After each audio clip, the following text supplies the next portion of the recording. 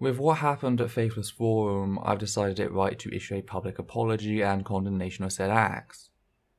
When I made a video response to Stephen Woodford, an attendee and speaker at said event, and my subsequent request video, I had no idea what would transpire.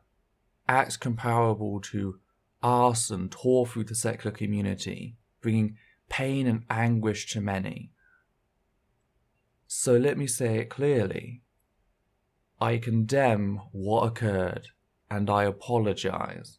Now, since we're here talking about fictitious events which never occurred, I'd also like to apologise and condemn any part I played in the fall of man, stealing fire from the gods, and the sinking of the lost city of Atlantis. So yes, we've reached that stage where my critics are trying to silence me as a means to stop me defending not just trans rights, but myself in defending trans rights. For those who don't know, I published a video on the Faithless forum following the whole Woodford incident.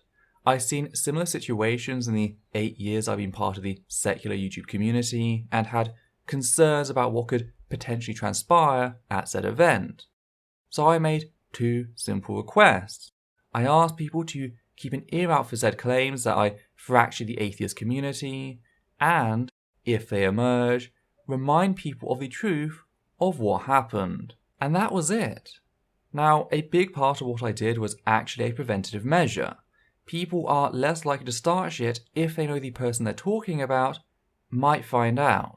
It pretty much acted as a reminder for people to watch what they say. And it seemed to have worked. The topic only came up 1 time, as far as I'm aware, as a question for Woodford. Now, according to my sources, he answered said question without even mentioning my name. So, all was good.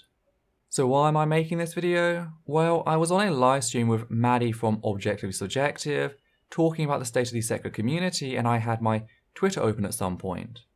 Now, after the show had ended, I opened that tab and saw that someone had included me in one of those suggestion lists. You know, normal stuff. It's just rather typical. But what stood out was a particular tweet by TellTale Atheist, which stated, quote, "Indeed, join our community. Although Essence the tweet tried to start shit at our conference, so I'm not super happy about that. Wouldn't recommend them. Either way, lots of us around." End quote. Well, I wasn't about to ignore accusations levied against me, so I took a screenshot of said tweet and asked TellTale to defend their claims. What followed were accusations about what my fans had apparently done at said event, but it was always kept vague. So I and others kept demanding to know what had happened. Precisely. My reports only mentioned the single question, to which TellTale told us we'd have to wait for the conference video to come out. So clearly there's an active accusation going on. Now, I'm not so sure about what took place after that, since they suddenly started changing tact. They started claiming that it wasn't about what had happened, even though their original tweet and their tweet about the video implied differently. I got the feeling that maybe one of the attendees or organisers had told them that they're spouting shit and there's no way to dig themselves out of that. So I just took it for what it is, an attempt to avoid being caught out on a lie. So I and others pointed out the very active assertion that I attempted to start shit, to which TellTale responded that they'd done no such thing, only to gloss over the fact that they had when I inevitably reminded them of the original post that had started the whole damn thing. At which point they offered no apology. They just wanted to turn conversation away from the fact that they'd been caught lying to trying to implement me in what hadn't occurred. It reminds me a lot of far-right types grabbing any brown person they see on the street and demanding that they condemn 9/11. It's not a genuine demand for condemnation. They're putting said person in a bad situation. If they condemn it, that can be twisted to be a sort of apology from the right angle, implementing them in some way in what occurred. If they don't, well, clearly that's to do with the fact that they agree with what happened. Either way, they're fucked. Now, following all of this, TellTale switched tact once more and attempted to cozy up to me, asking for a private conversation, which I was not going to entertain, especially with shit like this. Not only had their attacks and their lies shown them to be acting in bad faith, but they openly admitted to backpedaling, not because they were proven wrong, but because they wanted to shift the focus of the conversation away from said lies. And that was it for them. I have no intention of spending labor talking to someone who has demonstrated themselves to be acting in bad faith. It reeks of fakeness, and I think that's by design. They don't want a conversation, they want me to see the backpedaling comments because they know a reasonable person would cut off contact after that. But they can still present that in the same fashion as theists present people refusing to waste time with them. So again, no matter my response, I take flack for this. But I feel I've defended myself well enough. I've seen some people removing their support for TellTale, which is good. It's good to see actual consequences for their actions. But it wasn't just TellTale. I had this lovely figure come and tell me that my defense of myself would now tarnish their opinion of trans people forever. They went on to say that they've gone beyond simple transphobia, as a result of me defending myself over defending my rights as a trans person. Again, it's more hard choices, and I could just brush this off as simple trolling, but it's not that. This is manipulation designed to stifle criticism, both by TellTale and this jackass.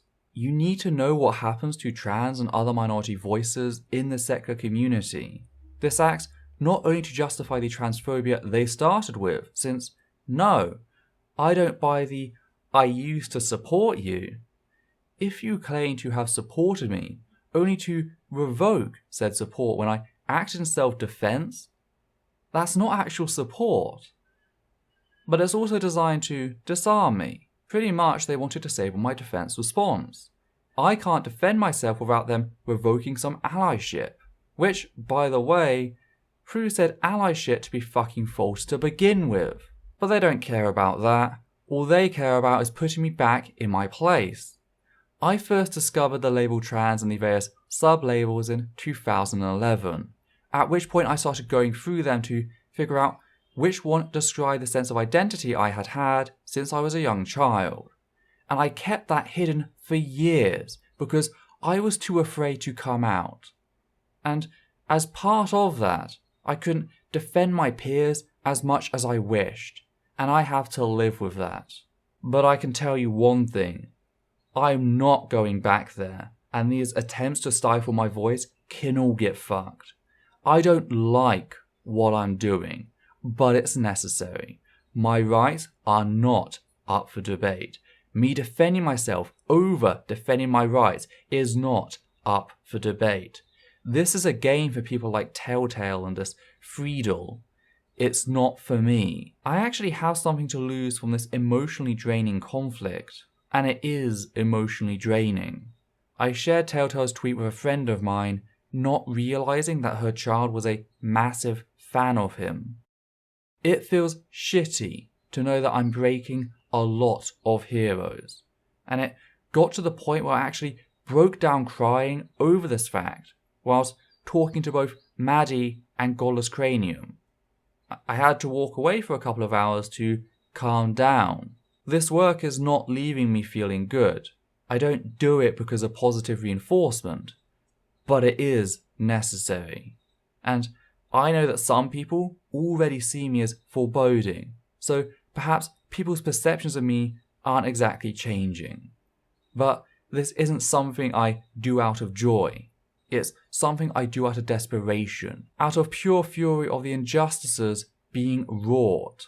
And I'm damn tired of this culture of apathy. I'd have once referred to it as the cult of apathy, but the word cult has been overused by every bloody tool under the sun so bloody often that the word has lost its bite. But I'm still sick and tired of it. This idea that I should either not speak out in protection of trans rights, my fucking rights as a trans person, or in defense of myself over possible occurrences, is just a symptom of that fucking apathy. So as is hopefully made clear from this video, if they lack any actual reason to discredit you, they will invent something.